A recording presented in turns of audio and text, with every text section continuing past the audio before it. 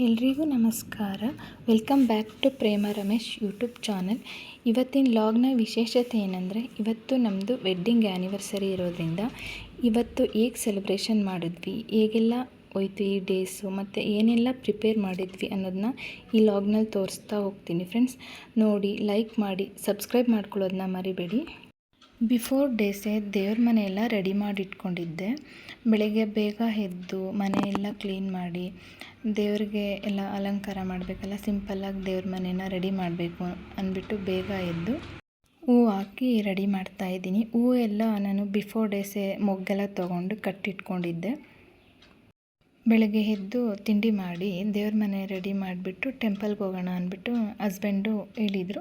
So ಹಂಗಾಗಿ ಫಸ್ಟಿಗೆ ದೇವ್ರ ಮನೆಯೆಲ್ಲ ರೆಡಿ ಮಾಡಿ ಇಟ್ಕೊಂಡ್ಬಿಟ್ರೆ ಪೂಜೆ ಎಲ್ಲ ಮುಗಿಸ್ಬಿಟ್ಟು ಆರಾಮಾಗಿ ಟೆಂಪಲ್ಗೆ ಹೋಗಿ ಬರ್ಬೋದಲ್ಲ ಅಂದ್ಬಿಟ್ಟು ಎಲ್ಲ ಮನೆಯೆಲ್ಲ ಕ್ಲೀನ್ ಮಾಡಿಬಿಟ್ಟು ದೇವ್ರ ಮನೆ ಕೂಡ ರೆಡಿ ಮಾಡಿಕೊಂಡು ಹೂವೆಲ್ಲ ಹಾಕ್ಕೊತಾ ಇದ್ದೀನಿ ಫ್ರೆಂಡ್.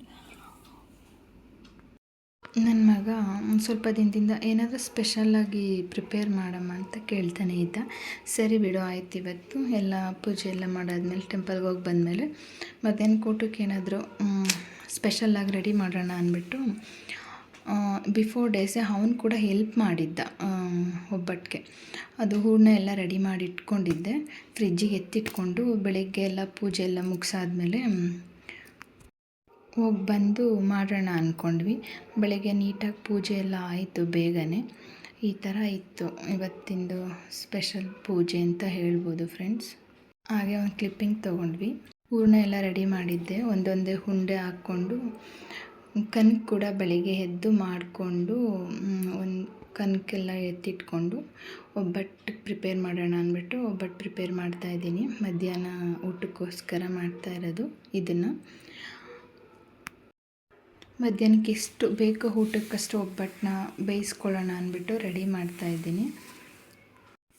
ಒಬ್ಬಟ್ಟು ಸ್ಪೆಷಲ್ ಊಟ ಅಂದರೆ ಬರೀ ಒಬ್ಬಟ್ಟೇ ಇರೋಕ್ಕಾಗಲ್ಲ, ಅದಕ್ಕೆ ಒಬ್ಬಟ್ಟು, ತುಪ್ಪ, ಹಾಲು, ಸಾಂಬಾರು, ಅನ್ನ ಇದೆ. ಇನ್ನು ಸ್ಪೆಷಲ್ ಪಲ್ಯ, ಕಡಲೆಕಾಳು ಪಲ್ಯ, ಹೆಸರುಬೇಳೆ ಹೀಗೆ ಇದ್ರೇ ಚೆಂದ ಅಲ್ವಾ ಫ್ರೆಂಡ್ಸ್.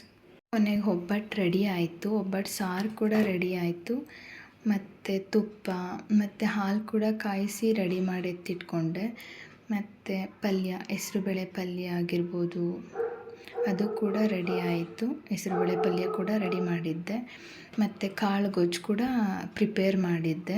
ಮತ್ತು ತಿರ್ಗಾ ಪಲಾವ್ ಕೂಡ ಇತ್ತಲ್ವ, ಅದಕ್ಕೆ ಮೊಸರು ಬಜ್ಜಿ ಕೂಡ ಮಾಡಿ ನನ್ನ ಮಗನಿಗೆ ಅದನ್ನು ಅಂದರೆ ಒಂಥರ ಸರ್ವ್ ಮಾಡಿ ಕೊಡೋದಂದರೆ ಅವ್ನಿಗೆ ತುಂಬ ಇಷ್ಟ.